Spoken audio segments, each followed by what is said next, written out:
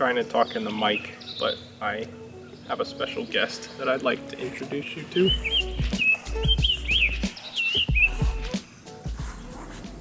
Almost 2 months ago, I released a course on church video production, and it took a long time to make, well over a year, over 400 hours I tracked that I actually put into making this course. The final product ended up being a little over 17 hours of content back to back and almost 40 lessons. So it was a massive project. And I wanted to make this video to share about the hardest part of that entire process, because it's something you might not actually expect. So while there was a lot of hard parts about it, I mean, there was a lot of editing hours, there was a lot of filming hours, there was a lot of setup. I mean, just overall, it took a ton of time. And mentally, it was also pretty difficult in just figuring out how I was even gonna do this and if it was the right thing to do, and second guessing.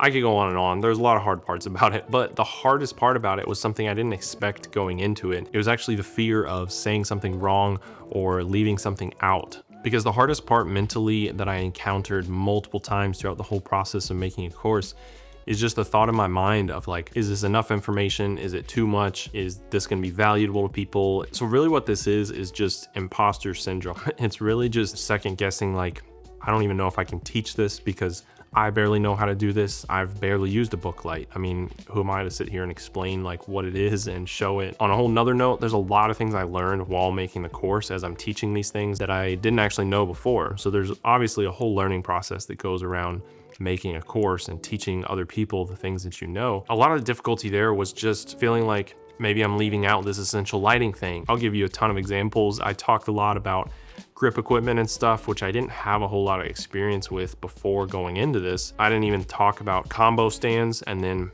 a couple months after I filmed my video on lighting equipment, I saw a YouTube video where someone was like, combo stands are the way to go more than C stands. And I know they're both versatile, but then you just have those moments where I'm like, dang, did I say that completely wrong? Like, was I just totally off in that? To be honest, that was the hardest part about it, because I'm filming all these videos and spending over a year making this entire thing, knowing that new cameras are being released. I mean, there's cameras that I'm leaving out, new audio equipment's coming out that I now have to like add back in. So there's a lot of things happening that maybe I'm gonna leave this out, or maybe I didn't say this right. And honestly, all that is pretty true, but I wanna tell you how I overcame that imposter syndrome, or that fear of leaving something out or saying something wrong. If I'm a 7 out of 10 on my journey to be a 10 out of 10 church videographer, I think a lot of that fear comes from the 7.1 out of 10 church videographers that I'm fearing are gonna criticize me because they know more and they're watching my content and they're like, no, this is actually not right. But what I actually came to realize, and what kept me going through a lot of those moments, was that I'm actually talking to the 6.9 through 0 church videographers, even the people who are 0, who don't even consider themselves a church videographer. And when I actually narrowed in my goal, what I'm trying to do with this course is I'm trying to bring anybody who's a 0 to a 6.999 all the way up to my level of a 7.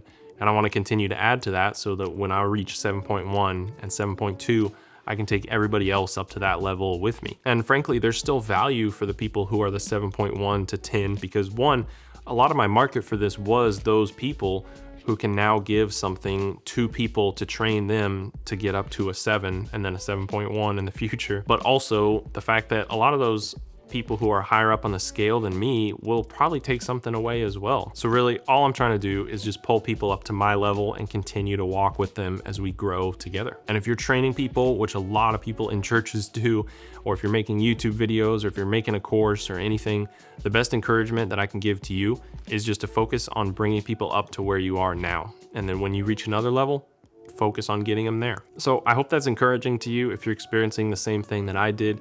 If there's any other questions I can answer about building a course or about mine specifically, you can ask those down in the comments and I'll get back to you. Or if you want to check out my course, you can do so with the link down in the description. But otherwise, thanks for watching and I'll see you next time.